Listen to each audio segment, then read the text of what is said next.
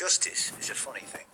For the poor, it's what keeps them alive and starving, depending on how the local lord feels about his woods, his streams, his crops.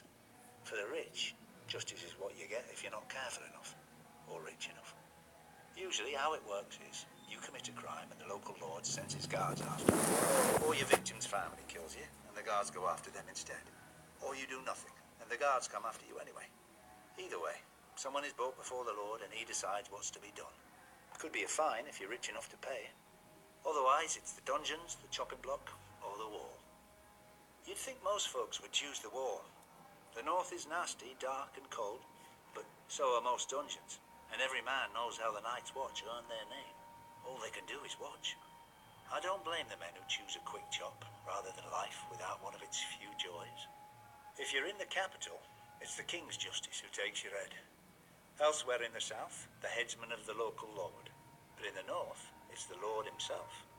The man who passes the sentence should swing the sword, they say up there. Sounds noble, but given some of the northern lords I've met, they just don't want anyone else spoiling their fun. If you're so unlucky to be in the Vale when you're caught, you might never make it to sentencing thanks to their sky cells. Open on one side to a long fall, with the floor sloping down towards it like a woman's thighs. After a few days, they say the sky starts calling to you. Men jump with smiles on their faces, expecting the wind to lift them into the sky. It doesn't.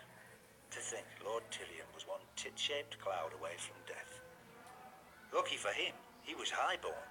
If your family honour goes back hundreds of years to a time when your ancestors hit other men harder than they were hit, you have another option. Trial by combat.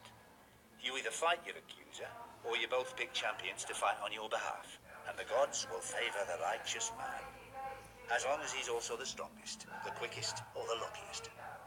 Once in a long while, you may get two real high-born shits having a go at each other, and one of them might be fool enough to demand a trial by 7. Exactly how it sounds. 7 men against 7 men. Makes for a good show, I guess. But any man who's been in battle knows that the more men involved, the less skill needed, the more chance of accidents. Just ask that Targaryen prince who got his head staved in by his brother all those years ago. And all for some hedge knight.